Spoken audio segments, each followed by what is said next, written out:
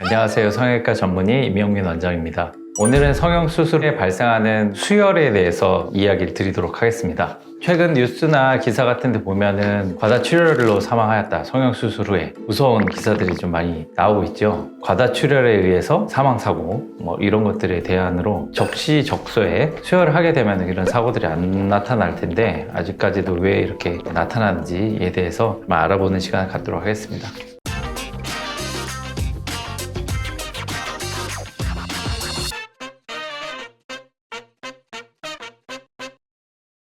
일단 성형수술 중에서 가장 많이 수혈을 하게 되는 경우는 지방흡입인 경우가 제일 많습니다. 사람 몸에 있는 혈액이 한 5리터 정도라고 감안을 하게 되면 1리터 이상 뽑는 지방흡입이라 하더라도 실혈량을 무시할 수가 없습니다.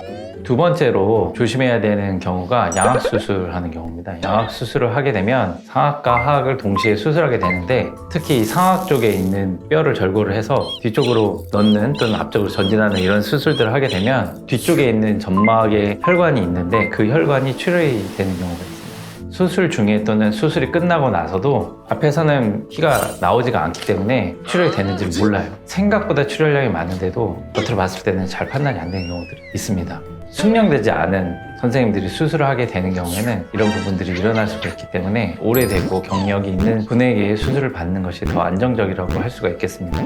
그 다음에 여러 가지 수술을 한꺼번에 할 때 이런 문제가 생길 수가 있습니다. 단순히 윤곽수술만 하는 경우보다 이제 윤곽수술과 코 수술을 하는 경우, 윤곽수술과 가슴 수술을 하는 경우, 이렇게 여러 가지 수술을 동시에 하게 되면은 잔출혈이 장시간 동안 계속되는 경우들이 있을 수가 있습니다.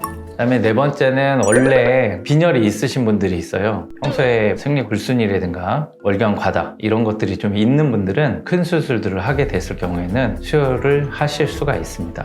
그 다음에 다섯 번째는 피가 장시간 동안에 대처가 되지 않은 상태로 오래됐을 경우입니다. 지혈이 됐을 경우에는 큰 문제가 없지만 지혈이 되지 않은 상태로 계속 흐르게 되면은 잔출혈량 때문에 생각보다 많은 실혈이 나타날 수가 있고 심했을 경우에는 수혈을 꼭 해야 되는 상황까지도 될 수가 있습니다.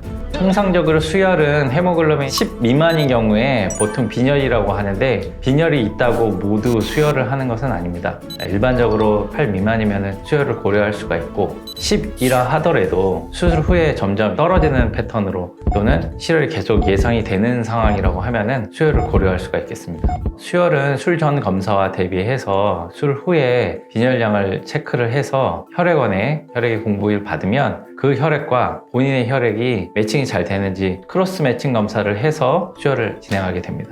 안전하게 수혈 받으시고 모두 성형 성공하시기 바라겠습니다. 감사합니다.